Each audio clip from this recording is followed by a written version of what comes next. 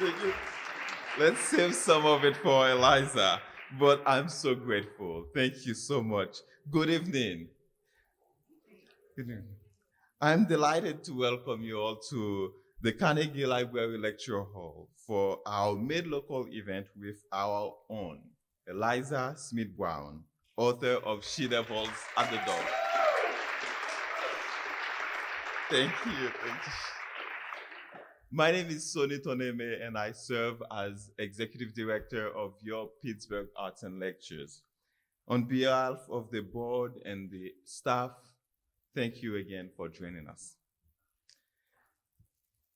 Made Local is presented in partnership with the Carnegie Library of Pittsburgh, whose beautiful home we are in this evening.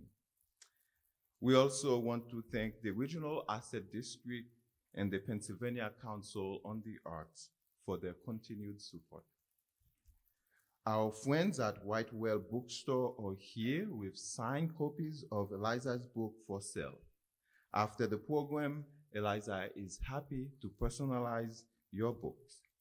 If you're simply getting your book personalized, we will have a table here and we'll start the signing line right here in front of the Pittsburgh Arts and Lectures banner, and we'll go through the hallway. If you're going to buy a book, we're going to have a line right here in front of the table. You will buy your book, and then you will join the end of the signing. Right? Thank you so much. After tonight's lecture, Eliza will answer your question during an audience Q&A. Our colleagues, Lisa Christopher and Caitlin Leisure, will pass a microphone around. In order for everyone to participate, we ask that you keep your questions short and precise and concise. This concludes our announcements for this evening. We are thrilled to host the wonderful Eliza Smith Brown this evening. Her book, She Devils at the Door, is a tour de force. And we are so happy and thankful to CMU Press for publishing this wonderful book. And we want to acknowledge this wonderful press, a local press, and we ask that you go to their website and go see their publication and hopefully get some of the books, especially those published by the local writers. We are glad to present one of their writers. As someone who just moved to this historic city, I could not ask for a better introduction history of Pittsburgh than reading this book, She Devils at the Door. We are presented with not only the history of the US Gilded Age and the global women's suffrage movement, but the stories of almost everyone who made this city what it is now, and especially these two amazing women, Lucy and Eliza, you will hear more about later. Eliza Smith Brown is the author of Pittsburgh Legends and Visions, a legacy in brick and mortar African-American landmarks in Allegheny County, and the Duquesne's Club Cookbook. She is a graduate of Mount Holyoke College and studied historic preservation at Cornell University. She lives in Pittsburgh with her muse, I should say lived, in Pittsburgh with her muse, a rescued but big old name, Knox. And you will hear more about Knox later. So now please help me give a warm welcome to Eliza Smith Brown.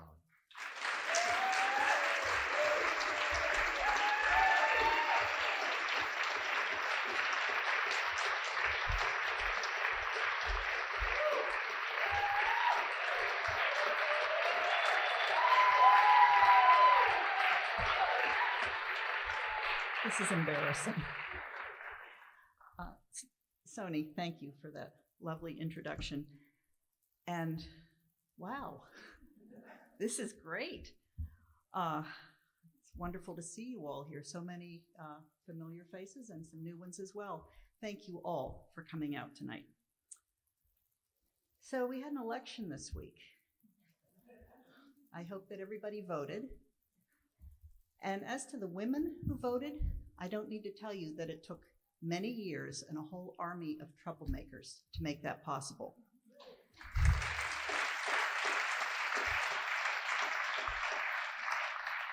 I am delighted to be talking to you tonight about my two favorite troublemakers and how I came to tell their story.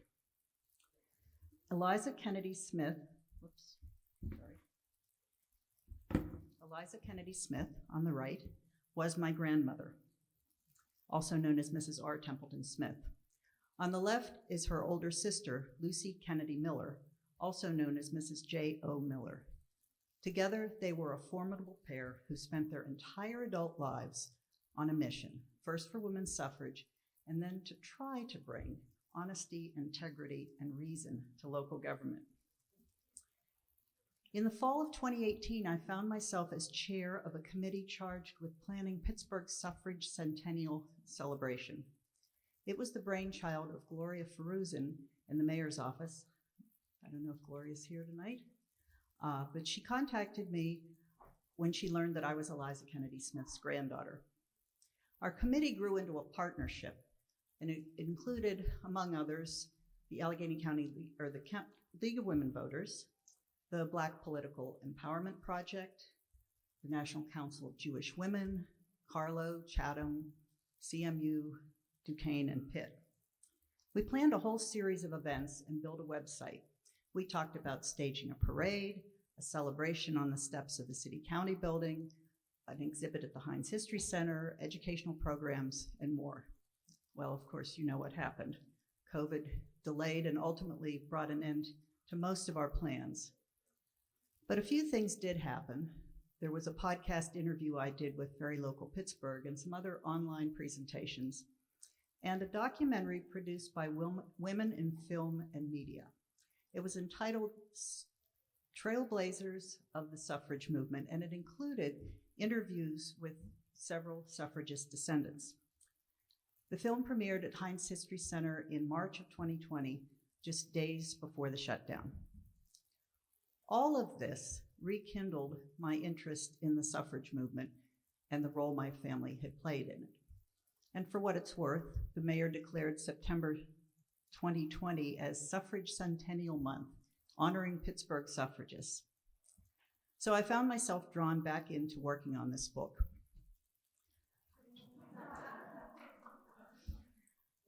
I had chipped away at this project for more than a decade, very sporadically. In fact, I promised my father on his deathbed in 2007 that I would get this story published. When the pandemic hit, it was not all bad for me, notwithstanding the 2 weeks I spent sick and quarantined in the woods over Christmas and New Year's. The silver lining for me was the enforced quietude over the many months of lockdown with my beagle, the late, great Knox, during which time I had nothing else to do but research and write, in between many long walks and fixing excessively elaborate meals for one. I had already mined the thousands of family documents in my collection. My family has not thrown away a piece of paper in 150 years, and I look at right? I had my great Aunt Lucy's letters home from Vassar from 1898 to 1902. I had love letters between these two women and their husbands. I had original suffrage literature. I had correspondence from the Allegheny County League of Women Voters, which my grandmother headed for 40 years. I had tax returns back to 1916 and receipts back to 1907, when my great-grandparents were building their dream home. It goes on and on. I had plenty to work with. But when COVID confined me to home in 2020, I took a deep dive into newspapers.com. It's an infinitely searchable database, and if you're not afraid of going down a few rabbit holes, I highly recommend it. Turns out my two troublemakers were in the news all the time. For months, I relived the entire 80-year saga, day by day, as told by journalists in Pittsburgh and beyond. I read thousands of news stories. Annie Dillard had once told me to sit down every day, whether the muse was with me or not, and write something. A lot of authors will tell you that. But I didn't need to force myself. I couldn't wait to get up every morning and find out what would happen next in contemporaneous accounts. I read about events that had never come to light in any of my research, maybe in anybody's research, and I found corroboration for family stories that I had suspected might be apocryphal. I keep looking over here because Eliza Burgess, who is the great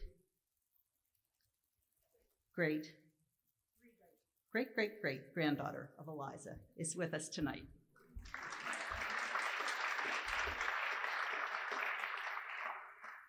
As I read each news story, I wove it immediately into the narrative.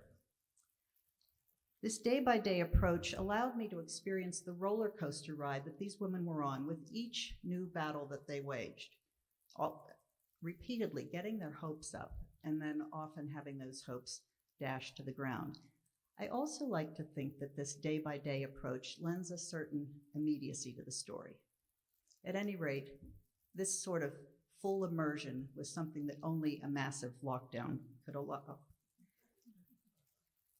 Oops, what did I do? Sorry. This is the first book project I've worked on that was not commissioned. That is, that I had to sell.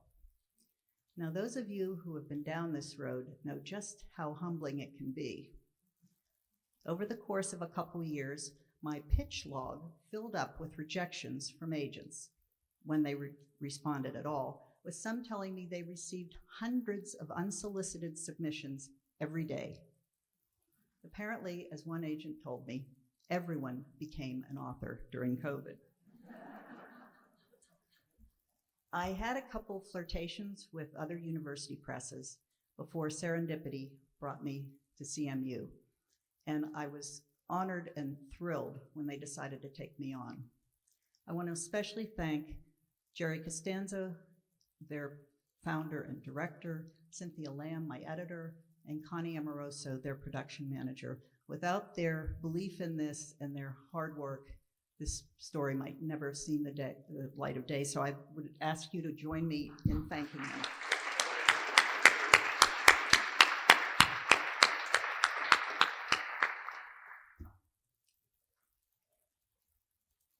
I also want to thank, my family and my friends who cajoled and nagged me persistently to get this done. You know who you are, and I hope you know how grateful I am. So who here has read the book? Anybody? A few. Thank you. For those who have, consider posting a review online. And I promise not to bore you with recounting too much of it. For those who have not, I'll keep the spoilers to a minimum. I've always loved biography. I love people. I love to learn their stories. By the time I finished the 4th grade, I'd read every biography in my little grade school library. I've always loved history and architecture. My parents dragging us all over this country and abroad to visit historic sites could have backfired, but it didn't. I've always loved research, especially with primary sources. In my high school years, I spent countless hours upstairs in the Pennsylvania room and across the street at the Old Western Pennsylvania Historical Society, looking at primary documents and reading 19th century newspapers in their original hard copy form, bound into huge volumes. That'll give you a sense of how old I am. Nobody's been allowed to do that for 50 years. And I've always loved to write, and especially to tell stories. But I never thought I had the imagination to write fiction. And besides, history hands us so many great stories, way better than any I could have dreamt up. So I've found myself drawn to writing true stories about real people and real places for a general audience, but always with one question in the back of my mind. So what? Why should anybody care about this story? What makes it relevant? How can I make it a good read? As Zadie Smith says, read your own work as a stranger would read it. Better yet, as an enemy would. My father had done a fair amount of chronicling of our family history, including a biography of Eliza Kennedy Smith, but he was writing about his mother, while I was writing about two women who were both dead and gone by the time I was 8. I had the advantage of a little more objectivity. And while he could be prone to hyperbole, sometimes a little loose in interpreting the facts, I tried very hard to document every aspect of the story and to do it from multiple perspectives where possible. Writing this book felt like a calling, like something I was supposed to do, like something no one else was better suited to or more committed to.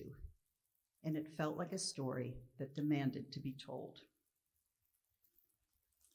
Kennedy descendants in the room, would you raise your hands?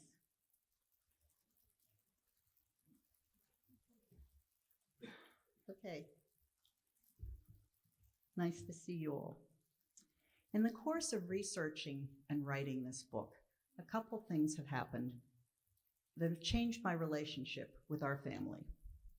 First, after 80 years of estrangement over a lawsuit between Lucy and Eliza and two of their brothers, the Kennedy clan has been knitted back together.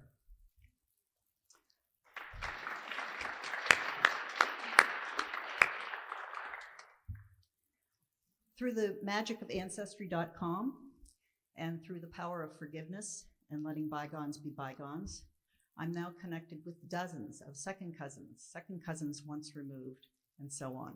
We gather periodically on Zoom, and we're planning our first ever family reunion.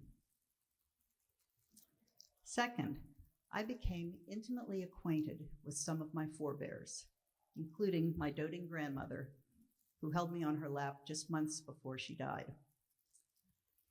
I got to know not only their strengths, but also their weaknesses.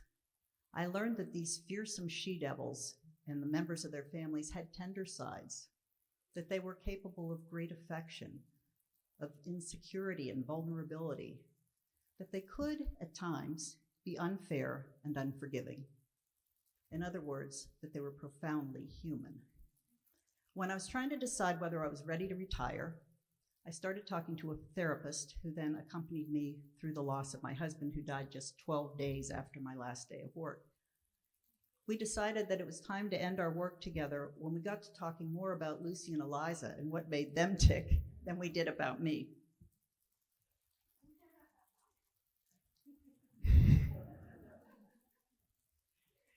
In my dining room, there's a portrait of Jenny Eliza Kennedy, the mother of the two she-devils.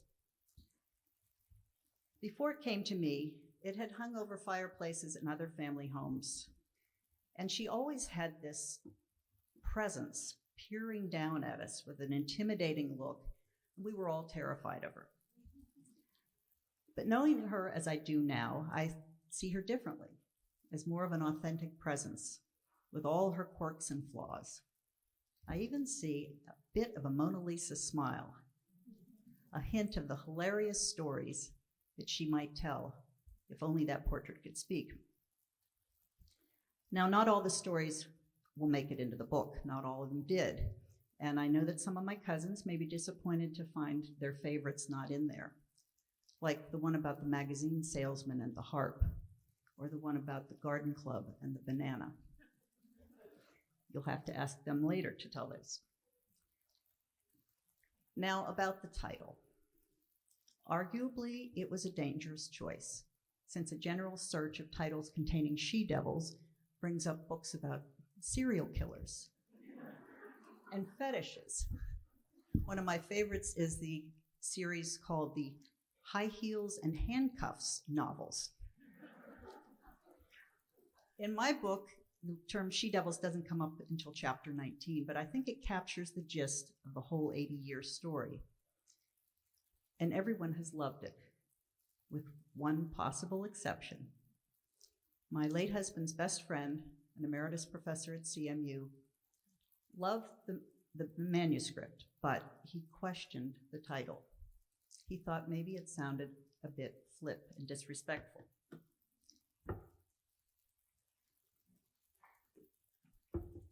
But knowing these two women as I do now, I think they would heartily approve. Once, during an ongoing scuffle with the police department, with the politicians over the police department, Eliza was quoted as saying, "I hear the politicians are laughing at us. I don't doubt it, but we have just begun to scratch the surface." These women were fearless and relentless, and I think She-Devils captures them well. The story begins with the making of these two women. Born and bred in Western Pennsylvania, the tail end of the Gilded Age and the dawn of the Progressive Age. Their parents were Julian and Jenny Eliza Kennedy. Julian designed Andrew Carnegie's blast furnaces, and he went on to have a successful career as an independent consulting engineer. He designed, among other things, the Tata Steel Works in India, the Gatun locks on the Panama Canal, and the steel mill in Mariupol that has figured so prominently in the conflict there. Julian's success in business enabled the family to live the good life. The Kennedys had 5 surviving children. The oldest and the next to the youngest were girls, and they became inseparable despite the 10 years between them. Some would even come to call them political twins. Lucy was initially the bolder of the two, with an outrageous sense of humor. Eliza was more reserved, but as time came on, she developed her own presence and a biting wit of her own. And when she talked, people listened. Both of these girls graduated from Vassar, Lucy in 1902 and Eliza in 1912. There they were exposed to progressive thinking and an educational philosophy that encouraged students to ferret out the truth.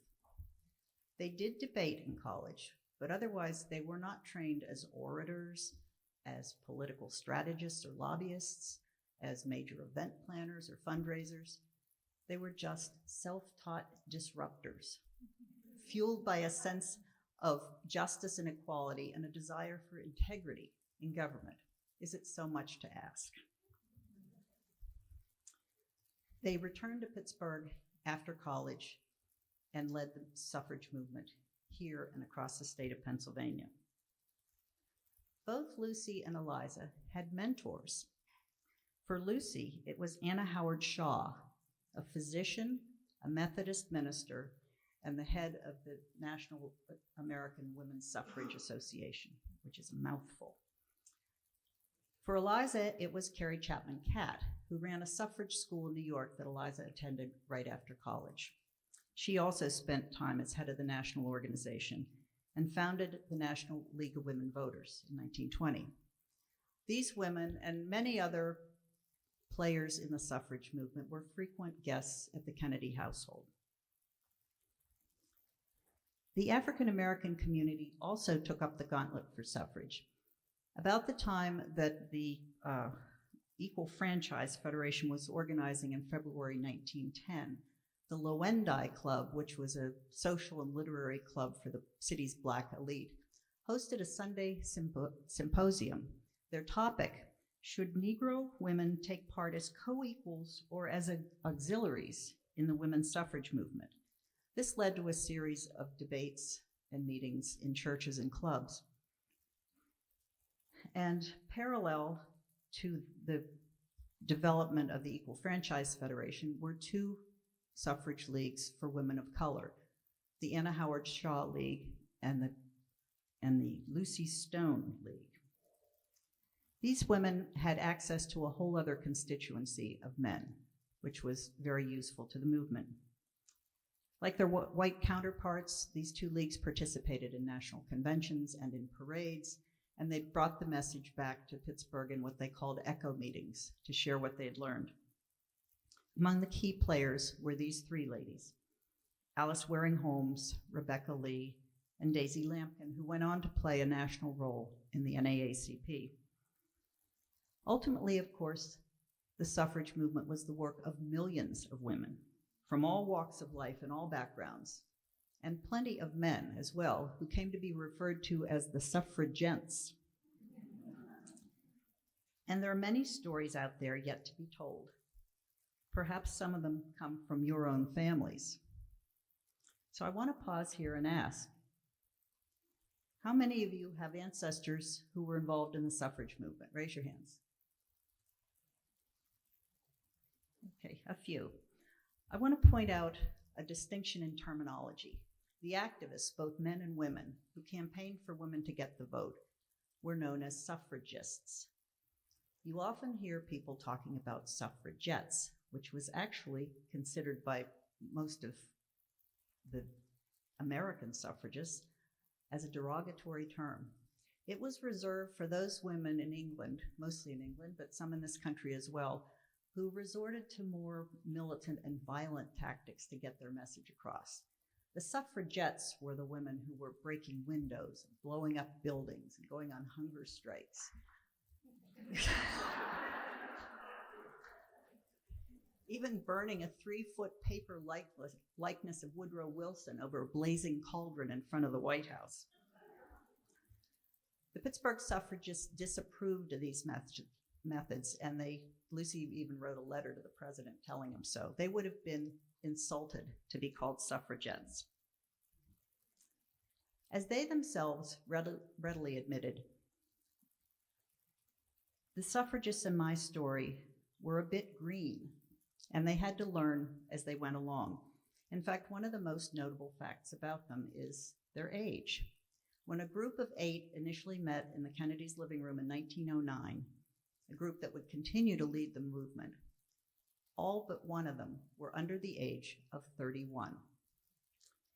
Mary Bakewell from Sewickley was the ringleader of that group. She was 41. Also part of that group was Mary Flynn, later Mary Flynn Lawrence, who built Heartwood Acres. Many of the locals would go on to hold national positions in the movement. While this story could be considered local, it's important to remember that it's emblematic of the whole nature of the suffrage movement, which unfolded through grassroots efforts all over the country.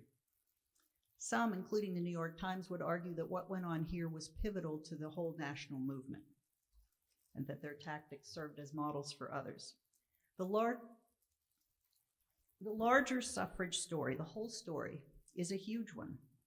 And arguably, it began as early as the Revolutionary War, when Abigail Adams lobbied her husband, who was off in Philadelphia with the Continental Congress, drafting the laws of the new country. If particular care and attention are not paid to the ladies, she wrote, we are determined to foment a rebellion and will not hold ourselves bound to obey any laws in which we have no voice or representation.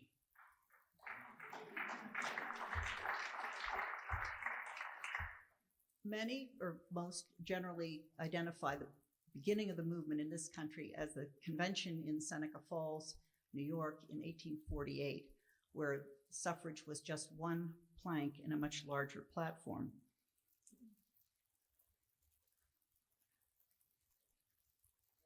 After that, various efforts sought to secure an amendment to the U.S. Constitution. The first was introduced by a California senator in 1878.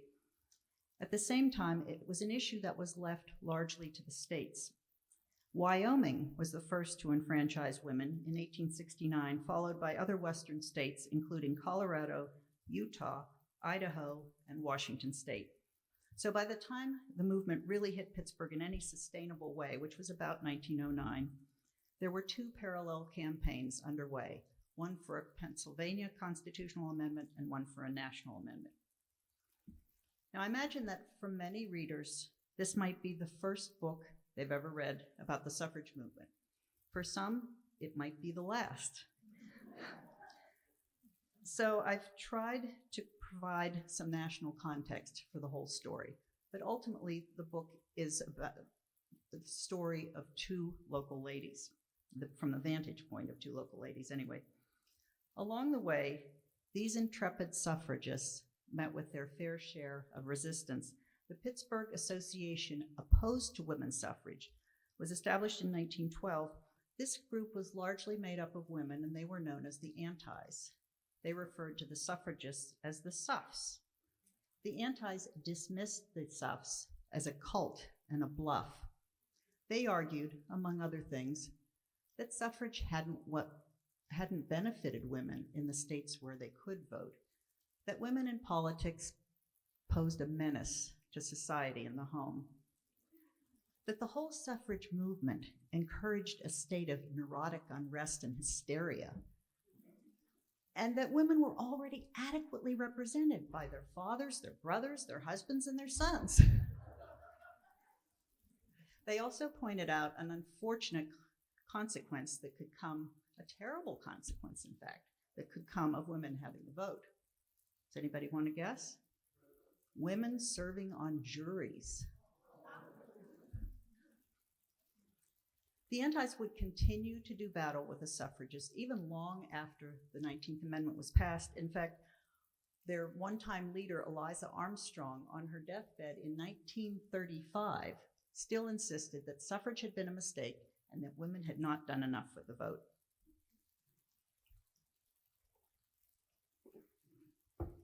Be spectacular. This was the advice of a prominent Kansas City suffragist, Edna Cutter, who in 1912, at the age of 27, gave a speech in Chicago that made the headlines in Pittsburgh. Be spectacular, she said, so as to obtain brilliant vermilion headlines. Pittsburgh suffragists took that advice to heart, and they turned out to be brilliant tacticians. In fact, the whole story unfolds like so many spectacular, or at least memorable, scenes from a movie. Now, my dream is that She Devils at the Door will one day make it to the silver screen.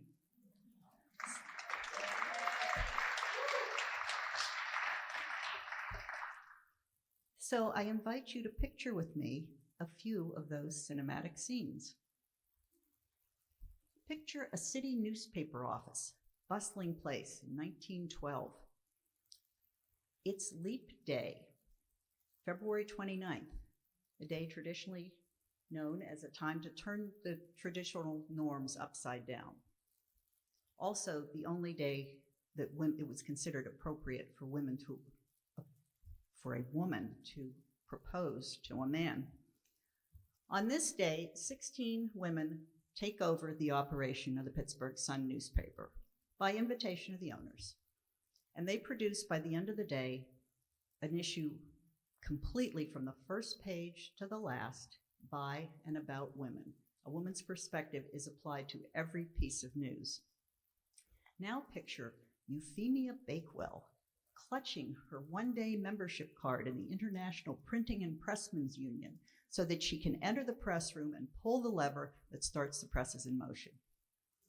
Then picture hundreds of women in the street selling their newspaper, which boasts at the time the highest circulation in the paper's history. You may have read my article about this 3 years ago in the Pittsburgh Quarterly. Now picture the Jenkins Arcade when it was a relatively new building in 1914. Who remembers the Jenkins Arcade? Wow, old crowd. The Equal Franchise Federation has its offices on an upper floor. It's May 2nd, Suffrage Day, and a crowd of some 2,000 marchers, 500 of them men, spills out of the Jenkins Arcade and joins a motorcade of more than 100 cars festooned with yellow flowers and bunting and American flags and banners. The parade draws a crowd of 10,000 spectators. It winds its way through downtown and ends on the site where the Union Trust building will soon be built. There are 30 speakers commanding the attention of the crowd, sometimes 6 at a time, in something that the papers described as something like a 3-ring circus. Among the speakers are Lucy and her father Julian, and Lucy introduces resolutions aimed at Pennsylvania legislators and candidates for the US Congress. Her remarks are met with thunderous applause. Now picture Flagstaff Hill in the summer of 1915. It's July 4th, Americanization Day, and immigrants are celebrating their naturalization as new American citizens. The Justice Bell, a 2-ton replica of the Liberty Bell, has just finished a statewide tour on the back of a flatbed truck, visiting all 67 countries. Its clapper is chained with padlocks to render it silent as a symbol that women will not have voice until they have vote. But the Justice Bell isn't welcome on Flagstaff Hill. So while the bell sits elsewhere in Oakland, a group of 100 women make a stealth approach to the celebration. They're in white dresses, caps and gowns, and the usual striped sashes. They circle the crowd for 15 minutes and without a word, make their demands known through a series of placards and banners. You can just barely see them there. They're basically asking the newly enfranchised immigrants to pay it forward by supporting votes for women. Another great cinematic scene.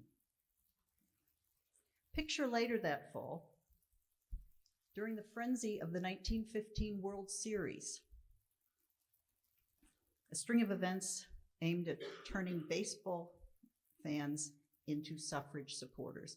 My favorite is when the women devised a way to satisfy the public's hunger for play-by-play accounts of the games.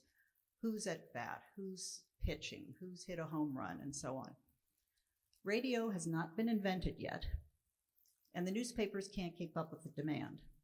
So the women secure the use of a vacant downtown arcade and get 2 newspaper owners to phone in the updates. As the news flashes come in, the women deliver them to the crowds who come there 12 hours a day for 6 days, thousands and thousands of people. And then in between the plays, they get up on their soapboxes and make their own pitches for suffrage. Even after the passage of the 19th Amendment on June 4th, 1919, it had to be ratified by 36 states. Pennsylvania was the 7th to do so after 3 weeks, but it would be another 14 months and another roller coaster ride before the 36th state, Tennessee, ratified the amendment on August 18th, 1920. Elsewhere in the South, ratification took a bit longer. Maryland ratified it in 1941. Oh, wait. Alabama and Virginia in the 1950s. Florida, South Carolina, Georgia, Louisiana, and North Carolina between 1969 and 1971. And then there was Mississippi. They finally got around to it in 1984. The activism of these women didn't stop after they secured the vote. My 2 troublemakers spent the next 40 years fighting corruption and advocating for efficiency in government.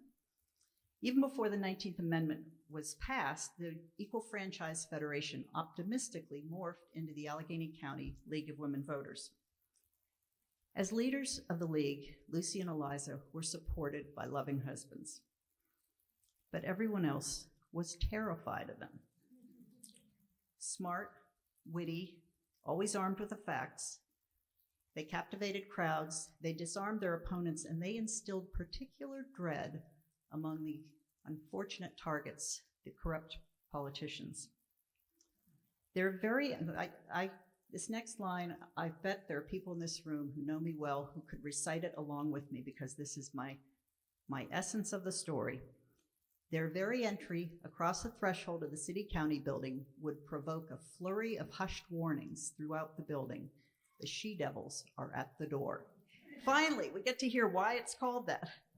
Lucy and Eliza were nonpartisan in their pursuit of corruption, and politicians, both Democrats and Republicans, learned to take them seriously. Some might say they were tilting at windmills, just looking for a fight, even when there wasn't one readily at hand.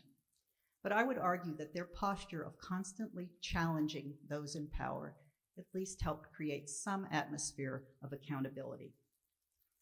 Now picture a few more scenes with me.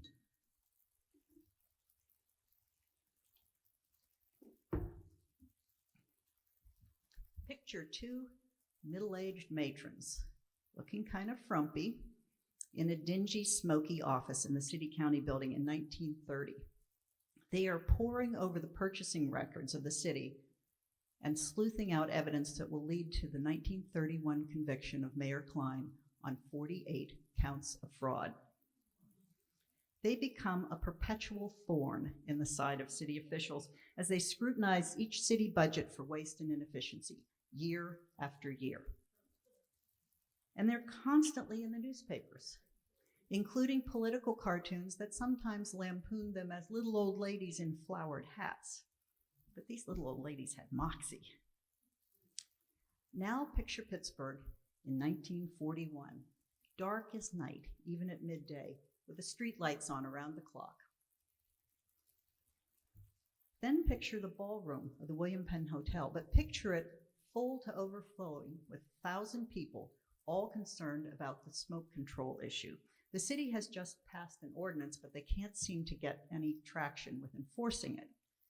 So Eliza and the League invite 1,000 stakeholders from all sides of the issue to come together and try and establish some cooperation and consensus. Among the experts there is someone from St. Louis, where they have just managed to clean up their city's air in 1 year's time. Finally, picture the city council chambers in 1949. Eliza has led a band of 200 angry women to protest the faulty work of the police department and to demand police reform in the wake of 2 horribly grisly murders, cases that will never be solved. And then picture Eliza and her league buddies making surprise visits to the police stations to see for themselves if things are improving. For those who are disinclined to read the book or may be looking for a shortcut, I offer the 90-second abridged version. It's excerpted from a series of 60 haikus written by a family friend, Sam Christenfeld, who's a teacher of history at Choate Rosemary Hall in Connecticut. He calls his summary a very loosely poetic accompaniment. So here goes, the 90-second version of She-Devils at the Door in 21 haikus. You can time me if you want. Juxtaposition of unbelievable wealth and desperate need. Progressive viewpoints ensconced in trends and courtship, a balancing act. A marriage mirrors the needs of society, parity required. What obligation does one have to obey laws passed without one's say? Underestimate their intellect and resolve at your own peril. When politicians begin to dodge and evade, victory draws near. Feminine appeal and frivolity disguise hard resolve beneath. Will our sons deny their own mothers that right which they themselves enjoy? Ardor undampened, new strategies supersede old disappointment. The words are simple, but they thrill as no others can. Suffrage is won. Nothing great is won with ease. Change, 71 years in the making. Conflicting desires to both fix and escape from a broken city. The metropolis of corruption cowers at 2 sisters' presence. Remove blind faith in a party and behold the changes you can make. Malfeasance, beware. She-devils are at the door, demanding reform. An army of rats besiege the city, and most are on the council. Pittsburgh is no longer good enough. It's time for fresh air. Fearlessly fighting fear's reign. Fearlessly fighting to end fear's reign, Eliza refuses to quit. If the council won't wipe the city's machine clean, Pittsburgh's women will. The sting of conscience, often loathed before it's gone, keenly missed after. Suspicious and shrewd, but never without faith in the power of change. The end.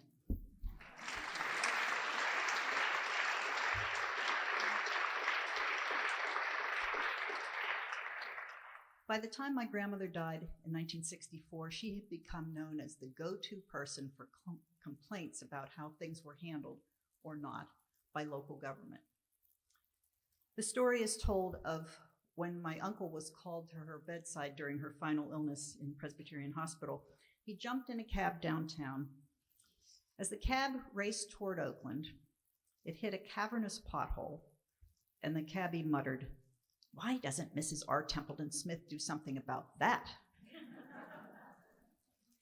Eliza was eulogized by politicians and journalists as the conscience of Pittsburgh, as a relentless, tenacious watchdog of the city's purse strings who hounded the coattails of Republicans and Democrats alike for mistakes, blunders, and plain stupidity.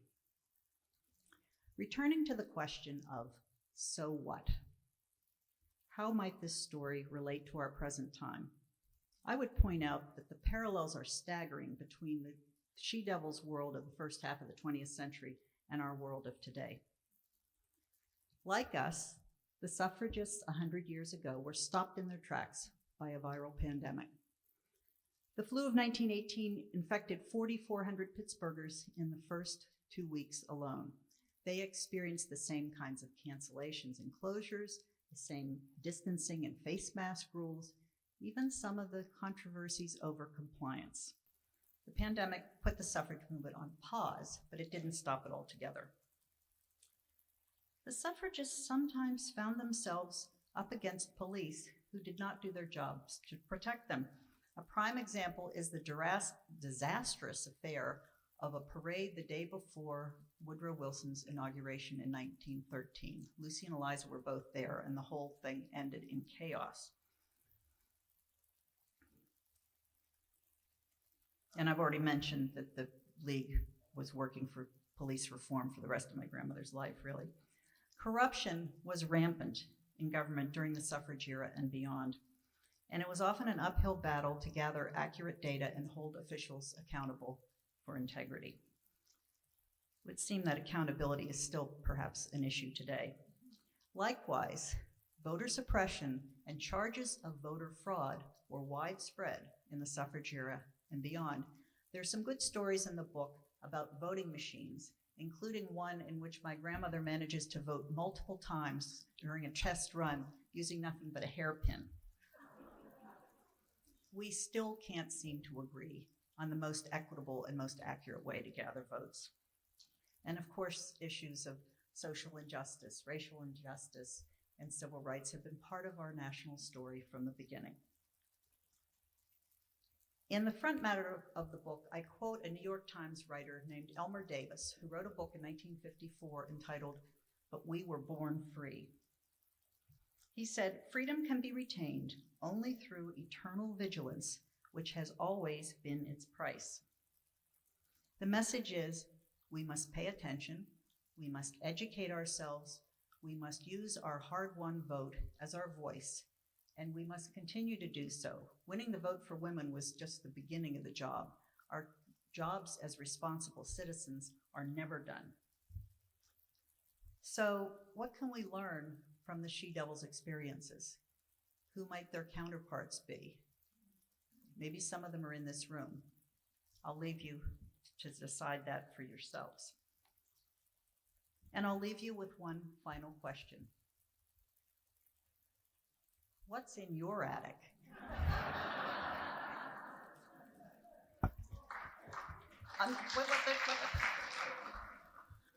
What untold stories are hiding in diaries and journals, in scrapbooks and photo albums, in checkbooks, in letters, in boxed up collections of collectibles?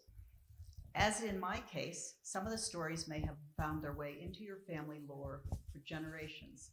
Others might take you entirely by surprise.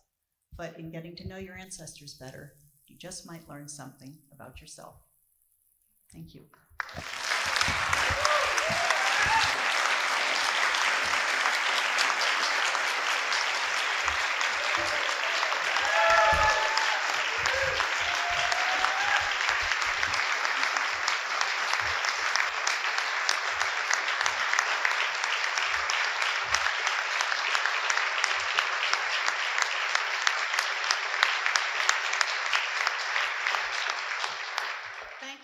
much, and I think we'll sit down and take some questions. Again, thank you so much, Eliza, for this exciting and insightful presentation in this book. Now it's our time for the audience Q&A. If you have a question, just raise your hand and we'll pass the microphone. This is the scariest part.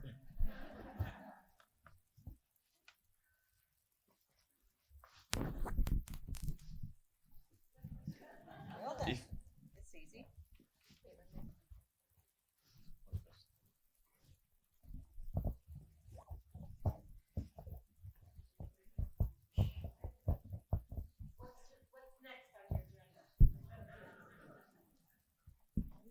We were just talking about that, actually. I'm working on it. I'm working on thinking about it. It will have to do most likely with people and the places associated with them, sort of the people who built significant things. I've also had a lot of people tell me I should write the prequel to She-Devils and do Julian Kennedy's biography, because he was a fascinating guy. But I do wonder if maybe it's time for me to bust out on my own family a little bit. Anybody else? Okay. Is this on? Can't see. Hi, Mom. I'm up in the top right. Curious Hi, if you have any surprises that you came upon that you would like to share. This is not a loaded question. I don't know that I've asked you that question before. You haven't asked me that question. I think the greatest surprise was the overarching sense that these people were so real and so profoundly human. I started, I don't know, there's so many individual stories. I guess really ultimately for me, because I had been told my whole life that I took after my grandmother, and I couldn't see it. I thought, I'm not interested in politics, and I'm not bold, and I'm not fighting fights the way she did. But I think I got to knowing that she could also be insecure and vulnerable, and that she presented as a strong woman, even when she sometimes wasn't feeling that way, was a bit of a revelation for me. And it probably emboldened me. So watch out.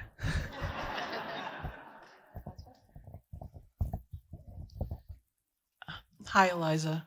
I'm an Vassar alum, and so There's a whole chapter about Vassar. I know. I'm halfway through the book, Oh. and I just wanted to say it's a great read, and so well researched, and it's such a gift.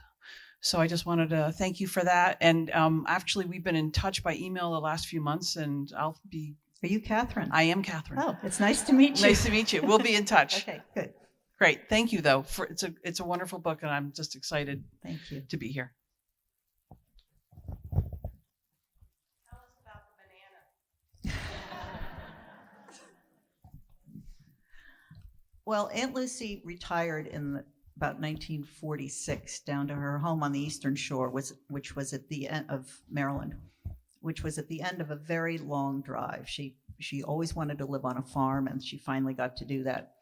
So to have somebody coming door to door when your front driveway is a mile long is sort of surprising. But one day, a young man came to the door selling magazines, and he said he was putting himself through Juilliard. And she said, "Oh, that's wonderful. What's your instrument?" He said, "I play the piano." She said, "Perfect. I've got a Steinway grand in the living room. Come in and play something for me." Well, he said, "I don't really have anything memorized." Well, Lucy came back and said, "Well, I've got a whole repertoire of classical music. Surely one of your favorites are in here." And she pushed and pushed, and finally he admitted that he wasn't actually a pianist and he didn't actually go to Juilliard.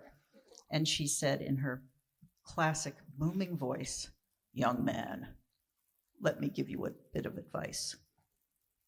Next time, tell them you play the harp." And that was I just realized I told the wrong story, so now I'll tell you the banana story.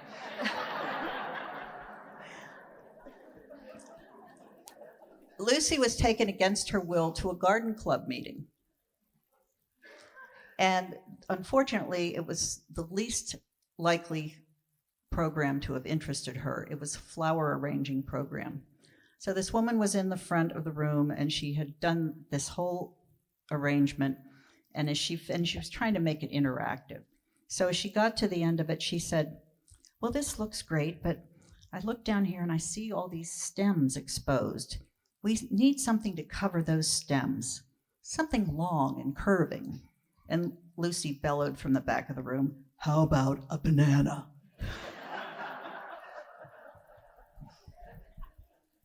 So now you've heard them. My two favorite stories that didn't make it into the book.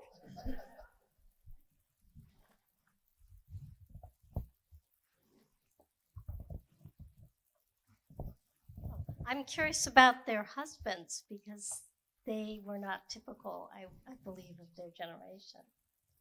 They were very supportive, these husbands, and if those of you who have read the book can see the exchanges back and forth between these women and their husbands, and they were very much more partnered than a marriage of those days would be.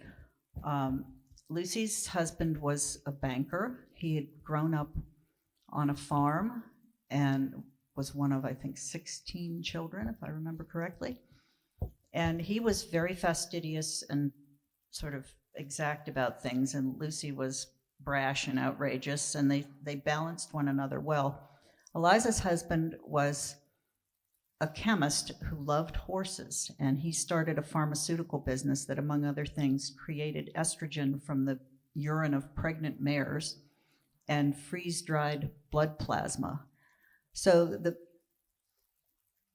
these couples each had their own interests, but they were very supportive of one another in them. And of course, it helped to have a little bit of financial backing to make that possible and to equip a household so a woman could go out all day and pursue this. They worked at this full time, their whole adult lives.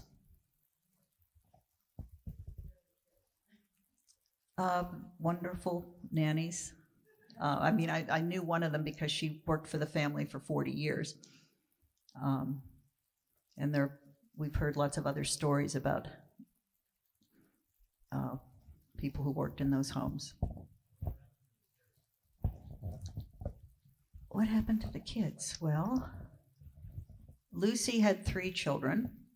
Julian became a lawyer. Her middle daughter, Eliza, was an artist, and their younger daughter was she an artist or a poet as well, but she died young. Eliza had 2 sons who were both lawyers. And her one daughter-in-law became active in the League. The other daughter-in-law became a lawyer. So there is a common thread going there. We have a question here. Hi, I was wondering if you got discouraged through this process or disgusted with the whole thing, and how you powered through that to keep going and finish it. Well, that's a really good question, and I'm sure a lot of, if there are writers in the room, you've been through that. It can be discouraging. COVID helped a lot. There was nothing else to do. And the most discouraging part was getting someone to publish it, because I didn't really understand that process since I'd only worked on commissioned books. And I should say that the only one of the ones that Sony mentioned that I wrote entirely by myself was Legends and Visions. The African American book, the Duquesne Club cookbook, and there was another one there. Those were all co-authored. Anyway. Yeah, that was co-authored too with the late great Frank Bolden, editor of the Pittsburgh Courier, and Larry Glasgow, who teaches African American history at Pitt. At any rate, I didn't answer your question. Because I didn't understand the business, I thought I had to find an agent. And I just started pitching to agents and didn't have any luck at all at that. And then I figured out that the only publishers, as far as I understand, and if our friends from CMU would like to correct me on this, as far as I can tell, the only places that would be possible for me to go to without an agent would be university presses or vanity presses. And I just got really lucky that CMU took me on. You have a question up in the balcony here? I'm sorry, I can't see. Hi there. Hi.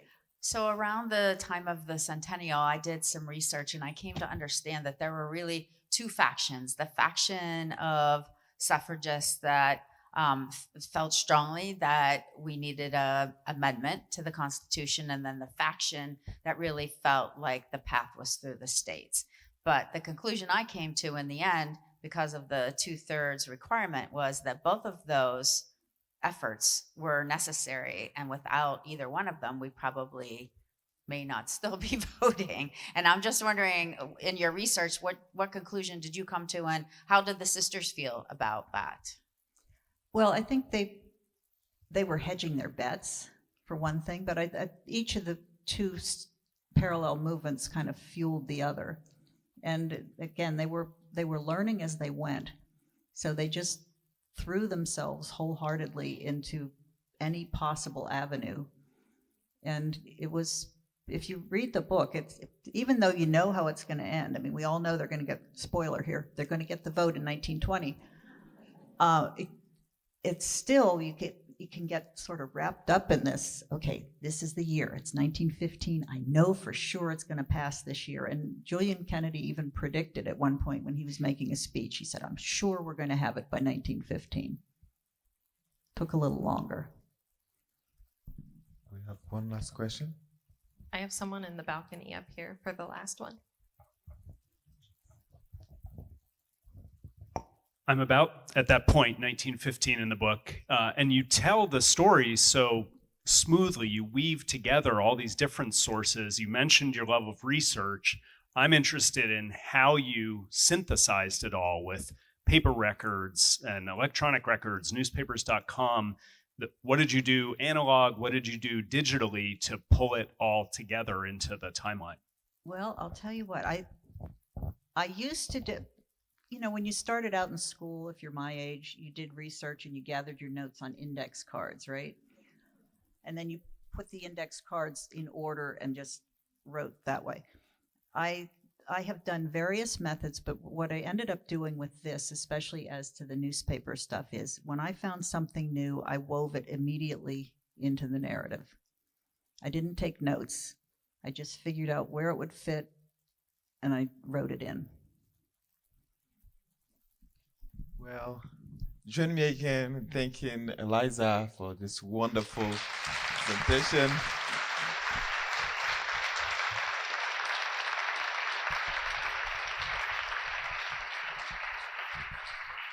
And thank all of you very much. I feel really affirmed. Thanks. And thank you for joining us. We are going to have a book signing. And again, we will have two lines, one that will start here, and Eliza will sign the books here. And if you're buying a copy of the book, we'll have a line there. Again, thank you so much for joining us. Join us again on Monday as we welcome Ebron Verghese. Thank you. Have a good night.